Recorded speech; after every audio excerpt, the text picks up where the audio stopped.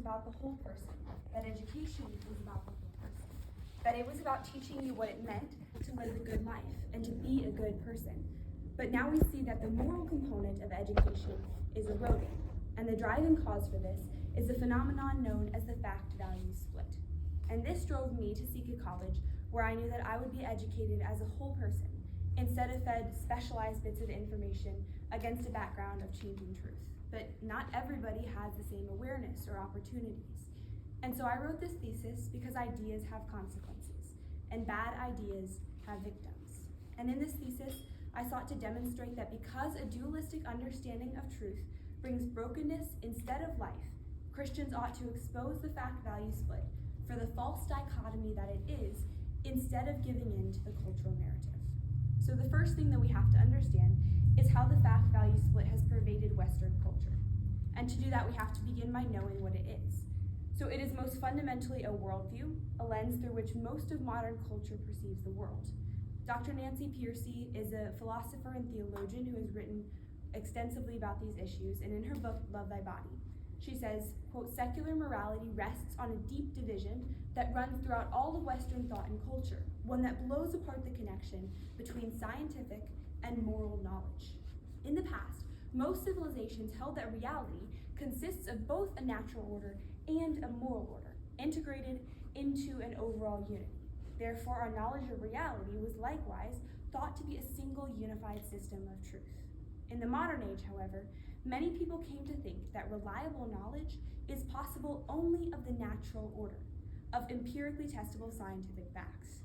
What does that imply for the moral truths? They cannot be stuffed into a test tube or studied under a microscope. Many people concluded that morality does not qualify as objective truth. It consists merely of personal feelings and preferences.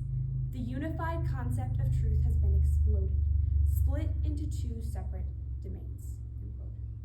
So here we find encapsulated this idea of the fact-value split, that instead of being a unified whole, truth consists of two separate domains.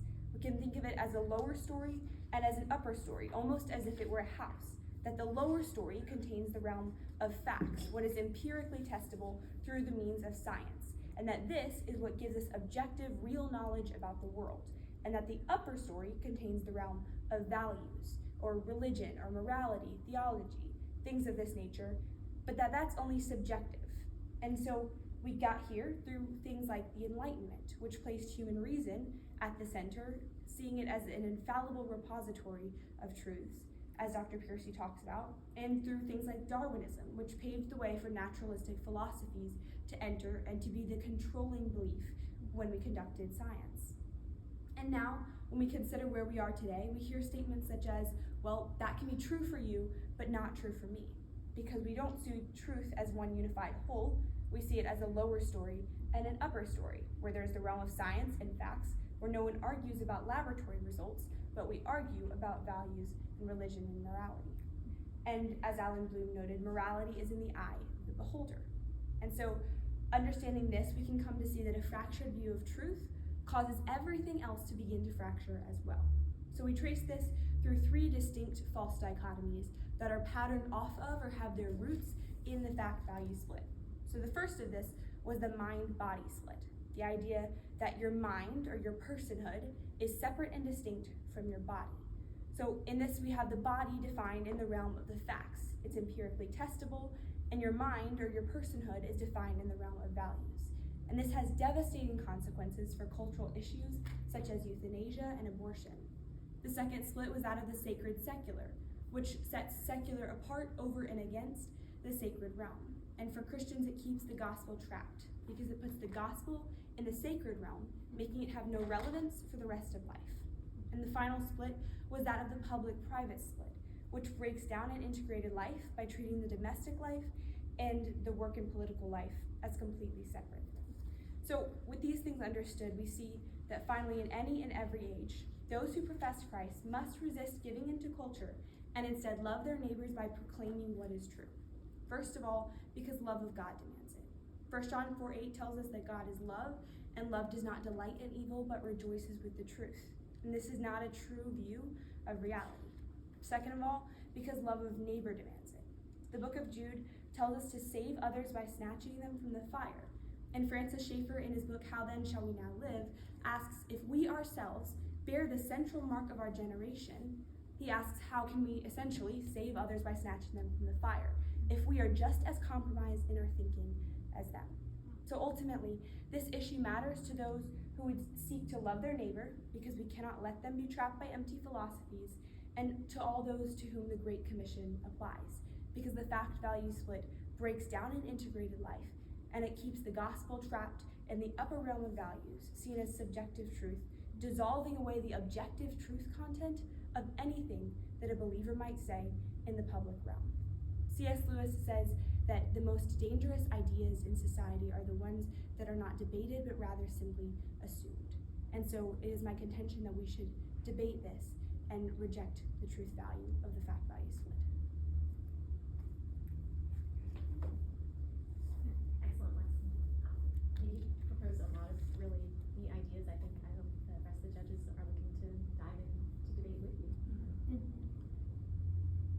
I just wanted to first, you mentioned Dr. Piercy's work and how you were, if I remember the right words you used, where you were in awe whenever you read one of her books. I was wondering if you could just talk more about that, your experience with reading her work. Sure. So Dr. Piercy is my hero. Love Thy Body was the first book that I read by her. I was probably 14 or 15 years old, and I had just never looked at worldview or culture in that way before, but she kind of breaks down some of these issues. So instead of saying, well, here's why abortion is wrong, and here's why homosexuality is wrong, and here's why euthanasia is wrong, she kind of goes deeper and says, here's what a biblical worldview says about what it means to be a person, and how all humans are persons, and how we cannot say that a human is not yet a person. And so she kind of takes it from starting from the ground up and saying there's a biblical worldview for what it means to be a person, and so how there's actually something deeper going on. They're not separated issues that are happening here and there, little fires everywhere that Christians have to go and continually douse every fire. There's actually a bigger thing happening, which is we need to develop a Christian worldview so that we can adequately address these. So that really just engaged my mind, made me excited to learn about these things, and then I started reading her other books. Yeah, cool.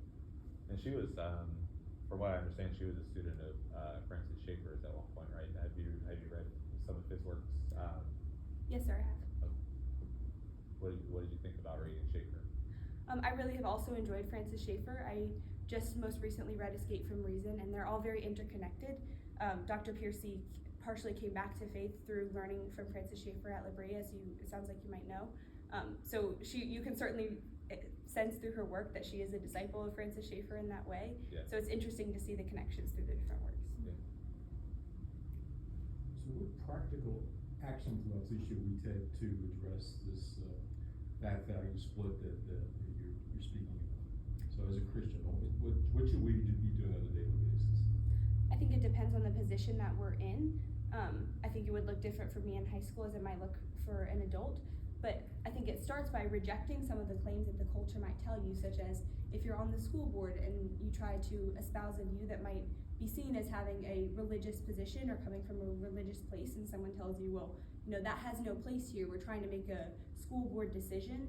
I think beginning from a place of rejecting that idea that something that would be termed and placed in the upper story has no place in the public debate. So I think beginning by cultivating a view of truth as a unified thing, and then taking that with you into whatever sphere of life you are, whether that's on the school board or a politician or a lawyer. So cultivating a view of Christianity as a total truth over all of life, as Nancy Piercy's book is titled, understanding for ourselves that it is total truth, and then taking that into whatever sphere of life we might go to. I think sometimes in the church we think we're not supposed to be a part of those organizations, so you're espousing that we actually should get more involved in those type of organizations. Of course. The Colson Center talks about the church should stay in her lane, and her lane is the entire universe. I couldn't agree with you more. I'm going to have a similar question to the one artist just asked, but I want to kind of save it to closer to the end. Something I thought was kind of foundational that you didn't address in your paper, and I don't necessarily know that you needed to, but it was something I thought about that might be useful, and that is just how do you define a value? think we can all pretty much assume that we all agree on what a fact is. Maybe or maybe not, but what exactly a value is, maybe something that could use a little more defining. That's interesting. I guess when I think of a value, I think of the beliefs that are driving what we even consider to be a fact. So I also would think about religion and morality are also all things that would fall in the upper story and in the realm of values. So things like justice and mercy and love and all the rules of morality that we go to would all fall in that value realm as well. Mm-hmm. But you're right, I did not lay out a specific definition for what would be a value. Yeah. Like I said, I don't know that you needed to. I wasn't bringing that up as thinking it was a flaw in your paper, but I thought it would be interesting to at least discuss. And just to follow up with that, I want to present a thought that I had while reading your paper and see if you would agree or disagree. I thought that one way to think about some differences, your thesis is to unify the two things, right? That they should not be split. One area of difference though that I think maybe has value is in how we ascertain the truth in different domains. So I think there is a difference in how we ascertain a fact versus how we ascertain a value. So for example, do you think that there's any difference in how we know, for example, that the earth is round versus how do we know that lying is morally wrong? How do we come about those truths, and are those two ways of ascertaining the truth different from each other? Yes, I can totally agree with you that there are different ways of ascertaining the truth. However, I think where the fact value split breaks down with being true about reality is that the fact value split says the only things that are true are what are empirically testable about the real world. Say we can ascertain that the world is round through our scientific means of understanding the world, and the fact value split says because we cannot put lying being wrong underneath a microscope or through the product of human reason, we cannot arrive at this fully autonomous truth. Therefore, it doesn't belong in the public realm. We cannot say this is objective truth for all. If you feel that lying is wrong, lying can be wrong for you, but it doesn't have to be wrong for me. Yeah. So I would say that yes, we don't learn from a microscope that lying is wrong. There are different ways that we can learn truth, but a Christian worldview would say that doesn't make lying any less wrong just because we did not learn that from a microscope. Right.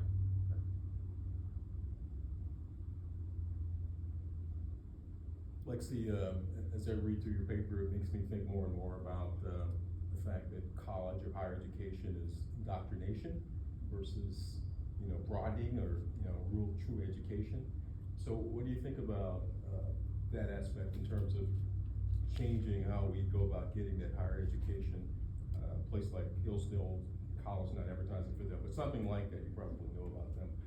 Or in some cases, not even going to college and getting that education through a different means. What are your thoughts? I'm actually going to Hillsdale College. Oh, Lord. I didn't know that. Not to advertise for them, but I may have missed that. You may have told me. I don't think I put it in the paper, but I'll be there in the fall. But I agree that you're going to the right place. I love education. I'm very pro education, but I think that like I talked about in the preface to the paper, I think that what we are losing in modern culture is the moral component of the education, because it's being categorized in the upper story, the value realm, true for me, not true for you, something subjective, pluralistic, defined by the person. And so what colleges are teaching instead is what you need for your degree. And so we're training people really well in how to be an engineer, but then you're not ever taught, what does being an engineer teach you about the world around you, or how do you live a good life as an engineer? So in my understanding, if you were asking for some practical things, I think that maybe it would have to start with the professors or the universities changing like from the top down rather than individual students, although I think it can also start with students seeking out colleges that are understanding that, first of all, subjects are integrated because life is integrated. It's not, you don't learn how to be an engineer without ever learning anything else about the rest of the world. Because I think a good education starts with learning the interconnectedness of the disciplines and learning that it all points back to God, like CC teaches us, So I think that it can start with students and it can start with professors and universities changing and getting out of this pigeonholed education mindset that says you get your degree and you get out as fast as you can. It's all about test scores, it's all about your resume, and starting with what is education actually for? What are we trying to teach somebody in an education? What is the goal of a true education? And asking some of those questions instead. Would you consider the theory that, I am an engineer, so would you consider the theory that, and I know not all students would get this, but you have that foundation going into college, and so then you test what you're learning against your Christian foundation, and then you can still have a successful outcome? Absolutely, I do believe that can happen for students. And I know people who I believe hopefully that will happen for.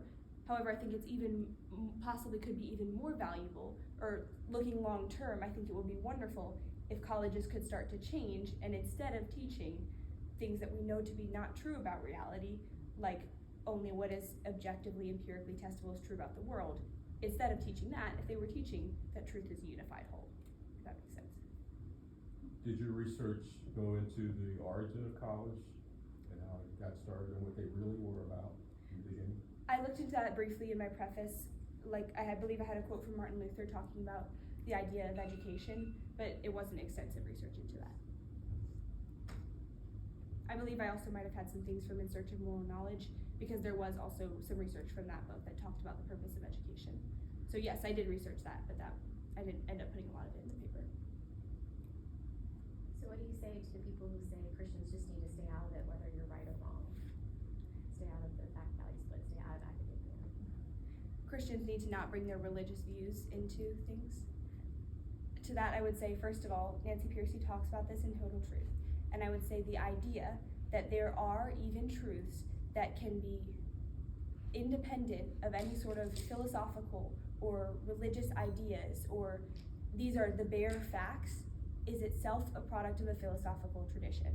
Descartes in the Enlightenment had his cogito, I think therefore I am, and that is where we get this idea of we strip something down to the bedrock and then we build back up from there. And so reason, she talks about, is seen as this source of infallible, independent, autonomous truth, where we can know something almost from like a God's eye perspective.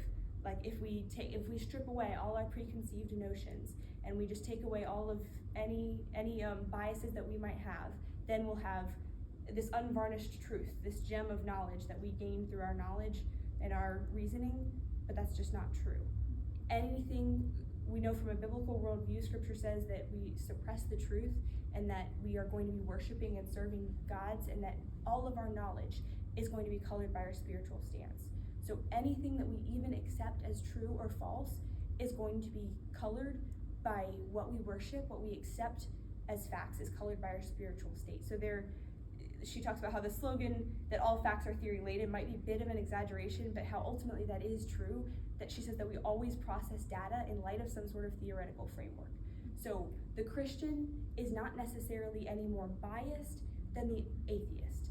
It's just that the atheist is putting different biases on there. And it's easier to see in the case of the Christian. It's easy to see, well, that that's an upper story bias. They're putting their religion on there.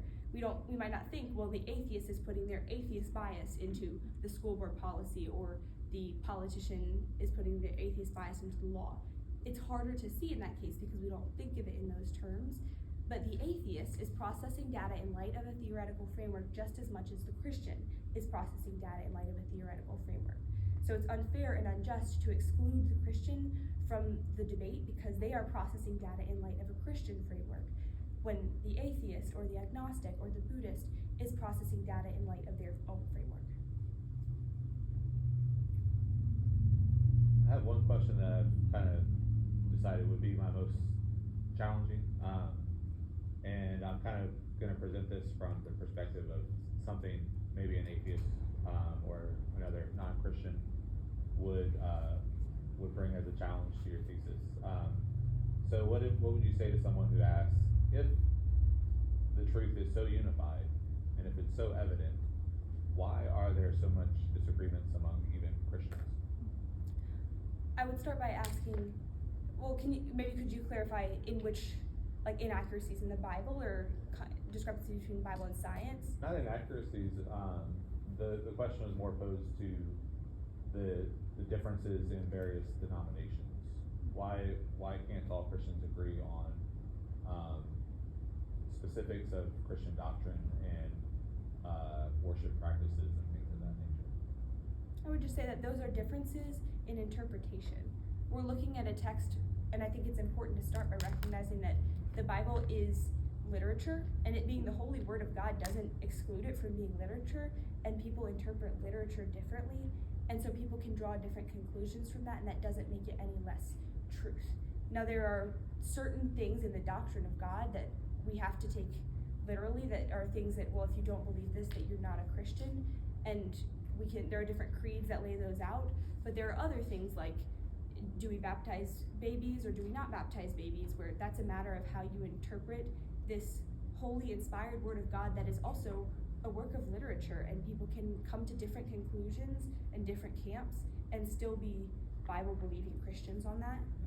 And so I think that ultimately the idea that, well, truth is not unified if people can come to different conclusions is stronger. Do you think there is a core tenet to a Christian beliefs? Like, what makes a Christian a Christian? Yes. I would think I would turn to something like maybe the Apostles' Creed or those types of things, saying like that the Bible is the infallible word of God, that Jesus rose from the dead, that he was the Son of God, that he was fully God and fully man. Those I would probably turn to something like the Apostles' Creed.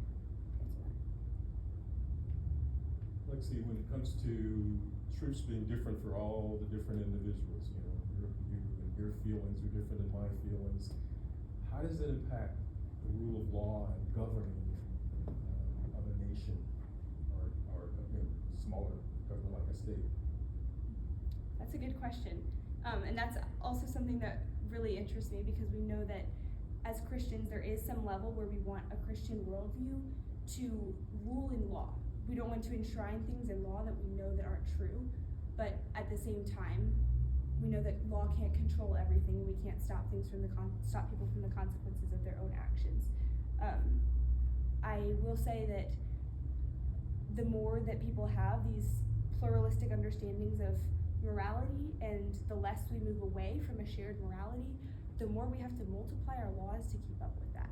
So to give a cultural example, like the addition of more and more letters to the LGBTQIA+, the more that expands, the more we have to continue adding different laws to continue to protect all of the gender identities that we add.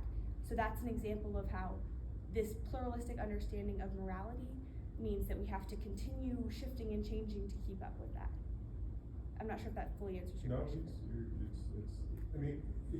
If your truth is different than mine, and there's no common truth, as we, for the most part, started off as a nation in the U.S., I'll talk about the U.S., where there was really one nation under God, and now there's one nation under 350 million gods, and so it's a different world. Yeah, I think that's kind of where the rubber meets the road on this topic, because in implementing those beliefs, when is it the role of persuasion versus the role of bringing truth into the force of law, and what's the best context for let's make our best argument and try to convince everyone versus let's actually just make this a law whether anybody agrees with it or no matter how many people agree with it or not. That's not necessarily a question. I mean, if you have thoughts on that, you can say them, but I wasn't posing a question necessarily. Well, and the thought that it's the one who has the loudest voice gets the law changed or has the impacts. I like your thought about the agricultural time frame where the family was the center of everything. Do you think we could ever get back to that, especially we had a taste of that maybe with the virtual working from home, and people actually got to see some things that were going on in the school, for instance, that they hadn't visualized before. So, I mean, do you think we actually could get back to something like that where homeschooling and home businesses, small businesses, or virtual work, and then some other form of higher education or learning could get us back on track. Yes, sir. Miss Ellen and I did talk about how COVID and online learning kind of gave people a taste of, oh, for instance, some parents might actually have realized we actually like knowing what's going on in kids' schools. We actually, man, we like this. And people also realized, man, I like wearing pajama pants in a Zoom call rather than having to get dressed every morning. So I think that people kind of realize some of the benefits of that. And so I think we are seeing a shift of a lot of people moving to work from home instead of work in a traditional office like they might have. However, I would say that the technological revolution that we've experienced has moved us past a point of ever being able to fully revert back to where we were in this kind of pre-industrial America of husbands and wives working in the home with the children working alongside them. I think that the technological advances that we have in a society, even just looking at like automobiles and the ability of us to go so much further from our geographical locations, our homes, than we once were, has kind of moved us beyond a place where we would ever be able to revert back to that. But I do think that we are seeing some positive, in a sense, shifts and moving back in a sense with some things like work from home and online learning. So do you think there's hope? You know, we talk about history, right? French Schaeffer's think about that when Malcolm and Charlie lived, like there's this rise of enlightenment, and then we get to this point where it just doesn't work, right? And then it comes back down, and we get back to some core beliefs. And I think French Schaeffer is part of that, the modern period, right? Like we had this terribleness of just kind of a shift of who man is, and you know, Declaration of Rights of Man and French Revolution, and coming back down and then up and down. So do you think there's hope? There's hope in the next cycle. I think that hopefully people will see the consequences of what's happening now. And I think that we see that this is really, there's a lot of devastating consequences to what's happening. Like in my paper, I trace abortion and euthanasia with the mind-body split. I trace like some of the family brokenness that happens because of the public-private split, how people are really feeling very stretched thin. I trace like some of the brokenness in the sacred-secular split of Christians feeling like I want to serve God, but I'm feeling like I'm spending all my time in the secular sphere of work, and I don't know how to glorify Him. So I think that the more maybe these consequences get pressed in and feel more painful, then people might start to realize, okay, maybe something's wrong here. And I think if they find the right problem, then they can find the right solution. I was doing some research, this will be my last question. In researching to prepare for today, I found a quote from Edith Schaeffer, Francis's wife, in talking about their experiences in La Brie. She said Francis talked to existentialists, logical positivists, Hindus, Buddhists, liberal Protestants, liberal Roman Catholics, Reformed Jews, and atheist Jews, Muslims, members of cults, brilliant professors, brilliant students, and brilliant dropouts. He has talked to beatniks, hippies, drug addicts, homosexuals, and psychologically disturbed people. The answers have been given not out of academic research, although he does volumes of reading constantly to keep up, but out of this arena of live conversation. What do you think it is that enables someone to simultaneously stand up for this unified truth of the gospel while also being able to have productive conversations with people who have very different perspectives and backgrounds? I would say two things. One, I know that Francis Schaeffer challenges people's presuppositions, and I think that that is a very powerful tool, is starting instead with just saying, you know, truth is not a two-story thing, truth is unified, but rather starting with people's presuppositions, I think is very powerful in doing what Francis Schaeffer did and what La Brie was. And second, I think understanding that this is true, that the fact-value split is a false dichotomy, and that the natural order and the moral order both give us truths about the world.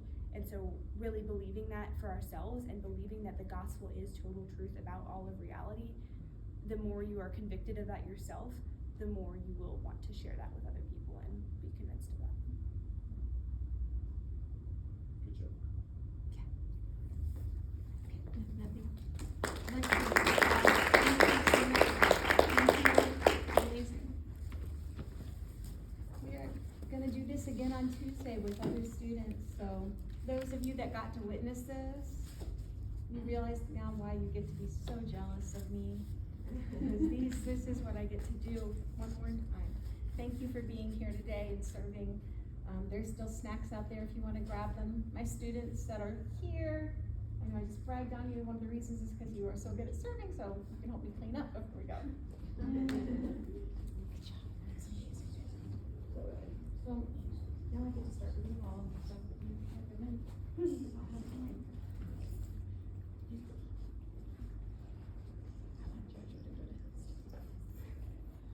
Let me try. He's going to do well, but. Or. Oh, no. I have little like things that happen from places. It's so quiet. You can do well. It doesn't be quiet anymore. Make sure I got these. Somebody have something you're gonna bring on Tuesday. You have something you're gonna bring with you on Tuesday? Like your briefcase or something? It's all right. You have it with you right now? Oh, no. Oh, it's okay. I'll put it with my Bible, but I won't forget. I left them at home, so I didn't